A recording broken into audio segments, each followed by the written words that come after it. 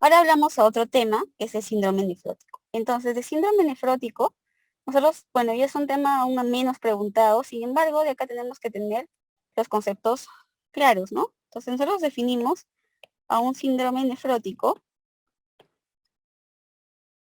tiene que tener para síndrome nefrótico por lo menos estos dos componentes. Uno de ellos es la proteinuria, que tiene que tener una proteinuria en rango nefrótico, más de 3,5 gramos en 24 horas en adultos, y en caso de que sean niños, más de 40 miligramos metro cuadrado hora, ¿no?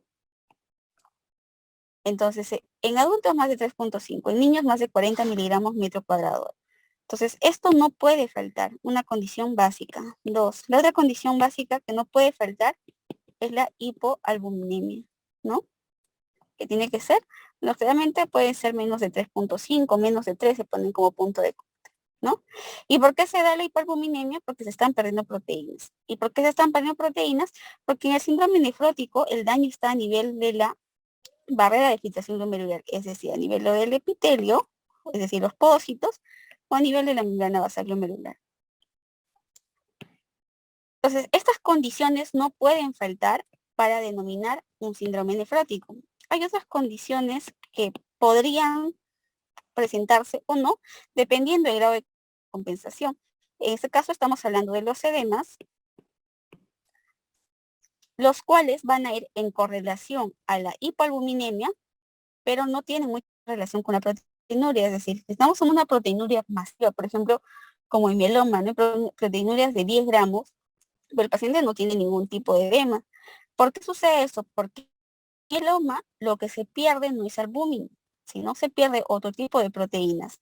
A diferencia de un síndrome nefrótico, por ejemplo, por diabetes, en el cual sí se pierde albúmina, y tenemos albúmina, por ejemplo, en 1, 0,8, la paciente está en anasarca. ¿Y por qué está en anasarca? ¿Por qué?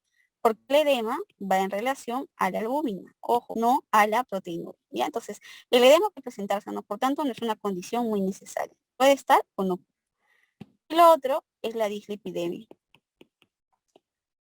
¿Por qué dislipidemia, doctora? Bueno, la dislipidemia puede presentarse porque como el paciente ha perdido proteínas, está perdiendo albúmina, ¿no? Entonces, ¿qué hace el hígado? El hígado va a tratar de suplir esa cantidad de albúmina perdida y en su intención de producir mayor cantidad de albúmina, produce lipoproteínas de baja densidad, como son LDL, triglicéridos, etcétera.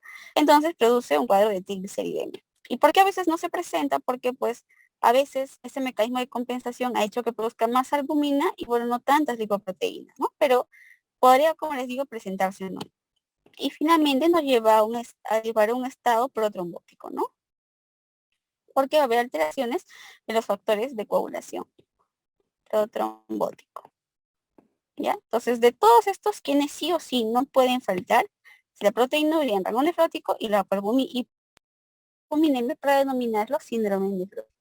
Dentro de las causas de síndrome nefrótico, la causa más frecuente en general es diabetes mellitus. Entonces, tenemos algunos síndromes nefróticos secundarios y síndrome nefrótico primario.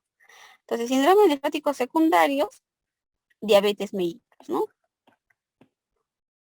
En cambio, dentro de los síndromes nefróticos primarios, vamos a ver si el paciente es adulto o si el paciente es niño. Si el paciente es adulto, la glomerulonefritis membranosa es la causa más frecuente. En cambio, si es niño, la glomerulonefritis o enfermedad de cambios mínimos. ¿Ya? Entonces, acordarse de eso. Otra cosa importante de síndrome nefrótico, bueno, creo que eso es lo más importante, ¿no? De síndrome nefrótico.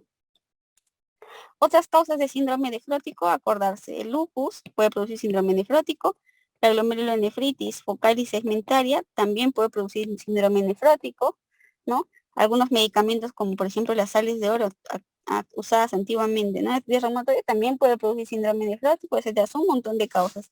Pero creo que en verdad lo más importante es recordar es, entonces vamos a pasar a las preguntas. El síndrome nefrótico se caracteriza por, ¿no?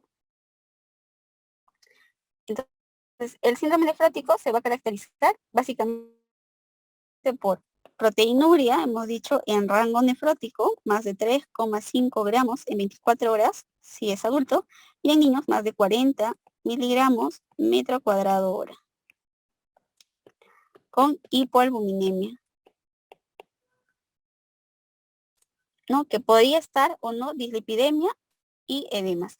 El síndrome nefrótico impuro está asociado con, bueno, asocia hematuria e hipertensión arterial.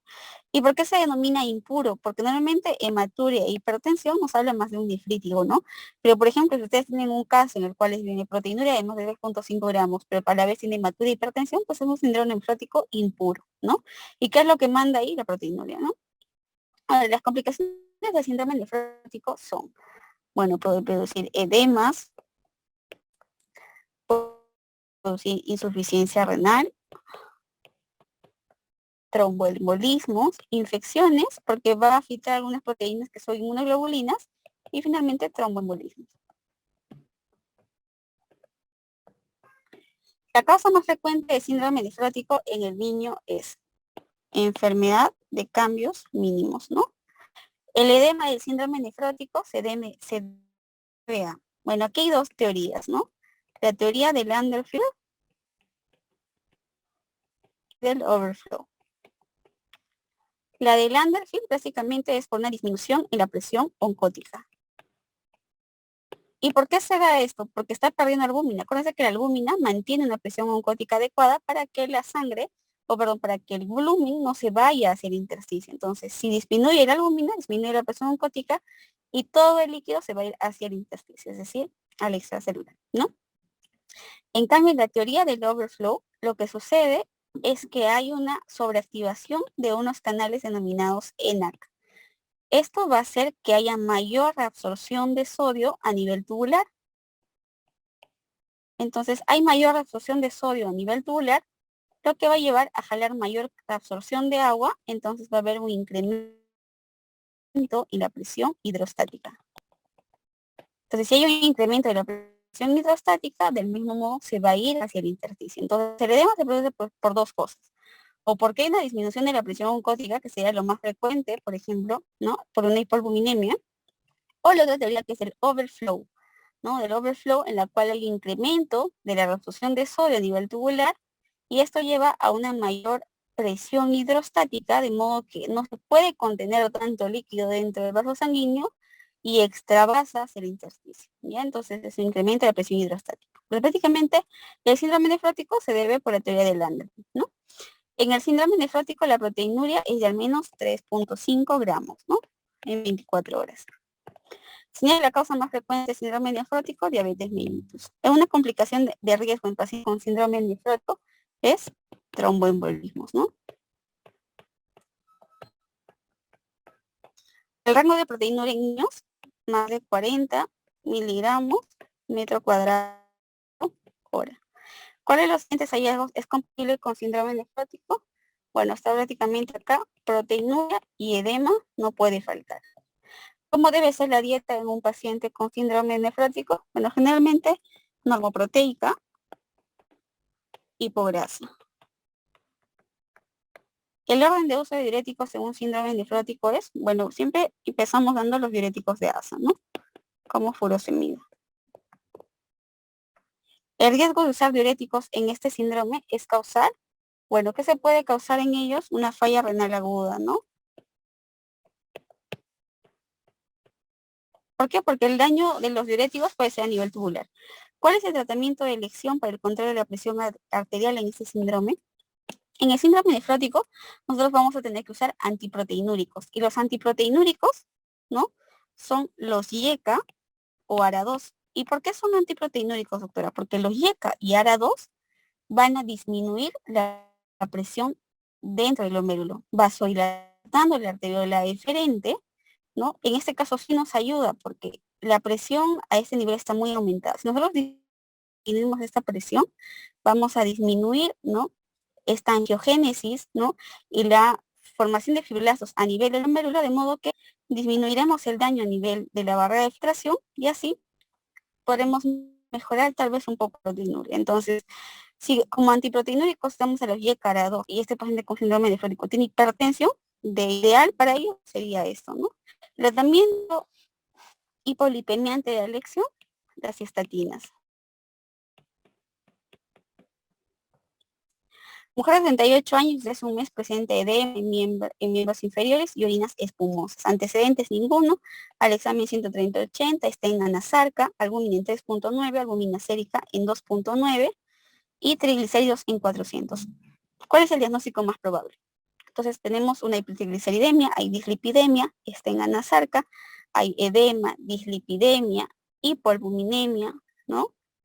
¿Y qué más tenemos? Tenemos el examen, allá tenemos, miren, albuminuria de 3.9 gramos. Estamos frente a un síndrome nefrótico, ¿no? Entonces, no hay ninguna duda.